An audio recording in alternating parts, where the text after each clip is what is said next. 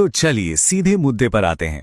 घर से बिजनेस चल रहा है, रोज अच्छी खासी सेल भी हो रही है, लेकिन महीने के आखिर में बचत के नाम पर हाथ बिल्कुल खाली। सच में ये एक ऐसा स्ट्रगल है ना, जिससे लगभग हर होम बेस्ड बिजनेस चलाने वाले को कभी ना कभी गुजरना ही पड़ता है। पैसे तो लगातार आ रहे हैं, दिन रात मेहनत भी हो रही है, लेकिन जब बात आती है किसी सेफ्टी नेट या इमरजेंसी फंड की तो कुछ नजर नहीं आता। और ईमानदारी से कहें तो ये स्थिति बहुत ही आम है, लेकिन काफी परेशान करने वाली भी है।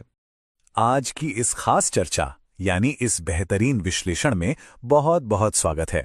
आज हम पूरी एनर्जी के साथ कुछ ऐसी एकदम रियल, जमीन से जुड़ी और आजमाई हुई रणनीतियों को डिकोड करने वाले हैं जो वाकई काम करती हैं। खासकर अगर घर से सिलाई या फैब्रिक का बिजनेस चल रहा है तो हम देखेंगे कि कैसे सिलाई के हुनर, सही बचत और एक सॉलिड रणनीति के कमाल से बिजनेस को बिल्कुल नए मुकाम तक पहुंचाया जा सकता है। आज की हमारी ये पूरी चर्चा इन 5 अहम पिलर्स पर टिकी है। पहला, डिजाइन के दर पर जीत हासिल करना। दूसरा, छोटे कदमों से बड़ा असर पैदा करना। तीसरा, रोजाना फिक्स्ड बचत की अचूक रणनीति। चौथा, बिजनेस की कमाई को वापस बिजनेस में ही लगाना। और पांचवां, कम मार्जिन के साथ मार्केट में जीत दर्ज करना। तो चलिए शुरुआत करते हैं पहले पिलर से, ओवरकमिंग डिजाइन फियर्स, यानी मुश्किल डिजाइन्स के डर को कैसे खत्म किया जाए। देखिए, सिलाई के काम में जो सबसे बड़ी मनोवैज्ञानिक रुकावट होती है ना, वो है महंगे और शानदार कपड़ों को खराब कर देने का डर। अब सवाल है कि इस डर को हमेशा के लिए कैसे मिटाया जाए। इसका सबसे बेहतरीन और प्रैक्टिकल तरीका है सबसे पहले अपने खुद के कपड़ों पर बेझिझक प्रयोग करना। मान लीजिए फिनिशिंग एकदम परफेक्ट नहीं भी आती या कटिंग में कोई छोटी मोटी गलती हो ही जाती है, तो क्या फर्क पड़ता है? आखिर वो कपड़ा पहनना तो खुद को ही है ना। इससे वो अंदर की झिझक पूरी तरह गायब हो जाती है, जो अक्सर कस्टमर्स के भारी भरकम और मुश्किल ऑर्डर लेने से रोकती है। सच मानिए, जब तक खुद के लिए कुछ नया ट्राई नहीं किया जाएगा तब तक वो झिझक बाहर नहीं निकलेगी। और ये पॉइंट बहुत ही शानदार तरीके से इस बात को साफ करता है कि मुश्किल लगने वाले डिजाइन्स को कैसे स्मार्टली अपने हिसाब से मोड़ा जा सकता है। अगर एक ट्रेडिशनल ब्लाउज सिलने या पहनने में कोई अनकंफर्टेबल फीलिंग है, तो उसकी जगह डार्ट्स लगाकर एक बेहतरीन कुर्ता भी तो सिला जा सकता है। भारी भरकम और महंगे लहंगे की जगह प्रैक्टिस के लिए 3 मीटर कपड़े का एक सिंपल लेकिन सुंदर स्कर्ट बनाया जा सकता है। यहां असली फोकस किसी खास कपड़े को कॉपी करने पर नहीं है, बल्कि उस कटिंग और स्टिचिंग की तकनीक पर मास्टर हासिल करने और उस डर को दिमाग से निकालने पर होना चाहिए। अब आते हैं दूसरे पिलर पर, स्मॉल स्टेप्स बिग इम्पैक्ट। मतलब छोटे कदम लेकिन उनका असर बहुत बड़ा। अक्सर जब काम शुरू करने की बात आती है तो एक सबसे बड़ा बहाना सामने आता है, जगह की कमी, कि काम करने के लिए स्पेस ही नहीं है। अब इस स्पेस बैरियर को कैसे तोड़ा जाए? ये जो बात हम कर रहे हैं, ये पूजा नाम की एक रियल बिजनेस ओनर की असल कहानी से प्रेरित है। जगह की कमी की वजह से वो शुरुआत में बहुत ज्यादा झिझक रही थी, लेकिन जब समझ में आया कि छोटी सी जगह में भी कमाल हो सकता है, तो पूरा नजरिया ही बदल गया। इसका उपाय बहुत ही सिंपल है। साड़ी, फॉल और अस्तर जैसी बिल्कुल छोटी छोटी चीजों की इन्वेंट्री से शुरुआत की जाए। उसके बाद धीरे धीरे लेस और छोटे फैब्रिक कट्स उसमें जोड़े जा सकते हैं। जब कस्टमर्स इस छोटे से लेकिन काम के स्टॉक को देखेंगे तो डिमांड अपने आप धीरे धीरे बढ़ने लगेगी। सिर्फ 5 रुपए से लेकर 10 रुपए तक। जी हाँ, ये वो छोटा सा प्रॉफिट है जो एक सिंगल साड़ी फॉल को बेचने पर मिलता है। पहली नजर में देखने पर लग सकता है कि अरे, ये तो बहुत ही मामूली है, इससे क्या ही होगा। लेकिन यहीं पर छोटे मुनाफे की असली ताकत को समझना बहुत जरूरी है। 5 रुपए भले ही देखने में कितने भी मामूली क्यों न लगें, लेकिन अगर दिन भर में 10 फॉल बिक जाते हैं तो ये रोजाना 50 रुपए की एक बिल्कुल पक्की और सॉलिड इनकम बन जाती है। ये इस बात का सीधा सबूत है कि एक लगातार आने वाली इनकम बनाने के लिए हमेशा बड़े और महंगे आइटम्स पर ही निर्भर रहने की कोई जरूरत नहीं है। छोटे छोटे मार्जिन ही मिलकर आगे चलकर एक बहुत मजबूत आधार तैयार करते हैं। चलिए अब आगे बढ़ते हैं अपने तीसरे हिस्से की तरफ, डेली फिक्स्ड सेविंग स्ट्रैटेजी, जो कि असल में इस पूरे विश्लेषण का सबसे अहम और प्रैक्टिकल हिस्सा है। रोज की जो छोटी छोटी कमाई होती है ना, अगर उसे सही से मैनेज न किया जाए तो वो कब और कहां खर्च हो जाती है पता ही नहीं चलता।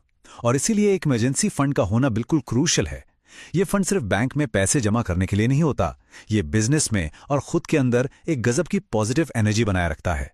अगर बचत का पैसा साथ में ना हो तो बिजनेस को लेकर जो मोटिवेशन होता है वो खत्म होने लगता है। जब तक आंखों के सामने कुछ पैसे बचते हुए नहीं दिखते, तब तक काम में मन लगना मुश्किल हो जाता है और कोई भी अचानक आने वाली मुसीबत बिजनेस को रातों रात पूरी तरह से तोड़ सकती है। तो यहाँ सबसे क्रूशियल पॉइंट ये है कि इस डेली सेविंग्स रूटीन को असल जिंदगी में कैसे उतारा जाए। इसके 3 बिल्कुल स्पष्ट और आसान स्टेप्स हैं। मान लीजिए रोज की बिक्री लगभग 200 से 500 रुपए के आसपास है। सबसे पहले इसमें से उस सामान की जो मूल लागत है, यानी जो इन्वेस्टमेंट लगा है, उसे तुरंत अलग कर लेना चाहिए। उसके बाद बिना ज्यादा सोचे 50 या 100 रुपए का एक फिक्स्ड हिस्सा निकालकर सीधा बचत के गल्ले या अकाउंट में डाल देना चाहिए। महीने के अंत में होने वाले किसी बड़े मुनाफे का इंतजार करने से लाख गुना बेहतर है कि रोज का ये छोटा सा फिक्स्ड अमाउंट बचाया जाए। सच मानिए, ये छोटी सी आदत आगे चलकर एक बहुत बड़ा गेम चेंजर साबित होती है। अब रुक करते हैं चौथे पिलर का, री इन्वेस्टिंग बिजनेस इनकम। बिजनेस की कमाई को समझदारी से वापस कैसे लगाएं। रोज की उस छोटी सी बचत के बाद अब जरा थोड़ी बड़ी पिक्चर पर नजर डालते हैं। महीने की कुल इनकम को मैनेज करने का ये 50-50 रूल, यानी 50-50 नियम, बहुत ही स्पष्ट और बेहद असरदार है। चार्ट को देखिए। अगर सिलाई या फैब्रिक के काम से महीने के 1500 से 2000 रुपए की कमाई हो रही है, तो उसका आधा हिस्सा घर के खर्चों और अपनी निजी बचत को सुरक्षित करने के लिए रख लेना चाहिए। लेकिन जो बाकी बचा हुआ आधा हिस्सा है, वो हर हाल में वापस बिजनेस में ही जाना चाहिए। उसी पैसे से नया स्टॉक खरीदा जाना चाहिए, ताकि बिजनेस का ये पहिया बिना रोके लगातार चलता रहे। सारा पैसा ना तो घर खर्च में उड़ाना है और ना ही सारा का सारा बिजनेस में झोंकना है। ये जो बैलेंस है ना, बस यही असली चाबी है। और हाँ, जब उस पैसे से नया स्टॉक मंगाने की बारी आए, तो कुछ बहुत ही प्रैक्टिकल बातों का ध्यान रखना चाहिए। हमेशा कोशिश होनी चाहिए कि कम से कम 1000 रुपए का ऑर्डर तो दिया ही जाए। ऐसा करने से फायदा ये होता है कि सप्लायर सामान भेजने में भारी टेप और मजबूत बोरियों का इस्तेमाल करके एकदम शानदार पैकिंग देता है, जिससे खराब मौसम, आंधी तूफान या बारिश में भी इन्वेंट्री पूरी तरह सेफ रहती है। इसके अलावा वैरायटी बढ़ाने के लिए पूरे के पूरे थान खरीदने के बजाय 1 मीटर के कटे हुए पीस लिए जा सकते हैं। और सबसे अहम बात, कस्टमर्स का भरोसा बनाए रखने के लिए अगर किसी थान के बीच में कोई खराबी या डैमेज निकल भी आए, तो उसे कट पीस में बेचने की चालाकी करने के बजाय हमेशा अलग कर देना चाहिए, क्योंकि मार्केट में भरोसा ही सब कुछ है। और अब हम आ पहुंचे हैं अपने 5वें और शायद सबसे पावरफुल पिलर पर, विनिंग विद लो मार्जिन्स, यानी कम मुनाफे में बड़ी जीत कैसे हासिल करें। अब जरा एक ऐसी शानदार प्राइसिंग स्ट्रैटेजी पर बात करते हैं जो लोकल मार्केट पर पूरी तरह कब्जा करने में मदद करती है। इस स्लाइड में जो सबसे दिलचस्प बात है वो ये है कि यहां जानबूझकर मुनाफे को बहुत ही सीमित रखा गया है। टेबल के इन आंकड़ों पर गौर कीजिए। एक डेली वेयर सूट की लागत यानी कॉस्ट प्राइस 330 रुपीज है, लेकिन उसका सेलिंग प्राइस सिर्फ 350 से 360 रुपीज के बीच ही रखा गया है। इसका सीधा सा मतलब है कि बिना वजह कस्टमर्स को ओवरचार्ज करने के बजाय जानबूझकर प्रति सूट सिर्फ 20 से 30 रुपए का प्रॉफिट मार्जिन तय किया गया है। अब सवाल उठता है कि ऐसा क्यों? जानबूझकर कम मार्जिन पर काम करना कोई नुकसान का सौदा बिल्कुल नहीं है, बल्कि ये तो बहुत ही तेजी से अपने वफादार कस्टमर्स बनाने का एक अचूक सीक्रेट है।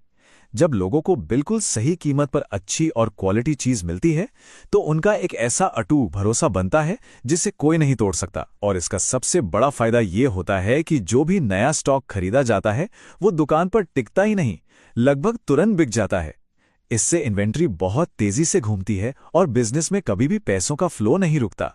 एक दिन में महल किसी के नहीं खड़े होते, ये एक ऐसी लाइन है जिसे हमेशा दिमाग में रखना चाहिए। एक शानदार लोकल रेपुटेशन रातों रात चमत्कार की तरह नहीं बन जाती। लगातार सही और सलीके के कपड़े पहनना ताकि लोग उस ड्रेसिंग सेंस को नोटिस करें, सोशल मीडिया पर धीरे धीरे अपनी एक खास जगह बनाना और बिना लालच के एकदम उचित कीमतें तय करना, इन सब कामों में महीनों और सालों की लगातार मेहनत लगती है। ये एक मैराथन है, कोई छोटी रेस नहीं। बस बिना रुके पूरे फोकस के साथ काम करते रहना होता है। तो अंत में एक बहुत ही गहरा और सोचने वाला सवाल सामने आता है। कल से अपने खुद के बिजनेस का एक मजबूत महल बनाने के लिए इनमें से कौन सी वो छोटी सी रोजाना की आदत है जिसे अमल में लाया जाएगा? क्या वो इमरजेंसी फंड के लिए रोज 50 रुपए बचाने की आदत होगी, या फिर उस कम मार्जिन वाली रणनीति पर काम करने की शुरुआत होगी? आज की इस चर्चा से जो भी जानकारी मिली है उसे सिर्फ सुनकर छोड़ देना काफी नहीं है। उस पर आज और अभी से छोटे छोटे कदम उठाना ही असल कामयाबी की शुरुआत है। तो बस इसी तरह सीखते रहिए और अपने बिजनेस को एक नई ऊंचाई पर